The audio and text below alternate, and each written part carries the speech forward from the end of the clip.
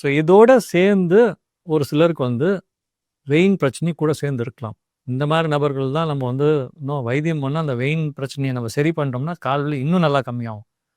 யார் யார் நபர்கள் இந்த மாதிரியான கால்வலி இருக்க நபர்கள் வெயின் பிரச்சனை கூட சேர்ந்து இருக்குன்னு பார்த்தோம்னா, இந்த கால்வலியோட ஒரு சிலர் கால் வந்து வீக்கம் ஏற்படலாம், சைஸ் ஸ்வெல்லிங் வரலாம் கால் ஈவினிங் ஆனால். வெயின் வந்து நல்லா பல்ஜாய் சுருளாக காலில் வெயின் நல்லா பல்ஜாகி தரலாம், வேரிகோஸ் வெயின்ஸ் நல்லாவே தரலாம். காலில் தோல் கலர் மாறலாம். ஒரு சிலருக்கு வந்து ஸ்கின் வந்து திக்கன் ஆகி நல்லா இன்ஃபெக்ஷன் ரிப்பீட்டாக வரனால தோல் நல்லா திக்காகி தோல் கருத்து போகலாம். ஏற்கனவே புண் வந்து 6 நபர்கள், காலில் புண் வந்து 6 நபர்கள், புண் ஆக்டிவாக இருக்கிற நபர்கள், இவங்க எல்லாமே வெயின் பிரச்சனையோடு சேர்ந்து இந்த ரெஸ்ட்லெஸ் சிண்ட்ரோமும் இருக்கும்போது இன்னும் அவதிப்படுவாங்க.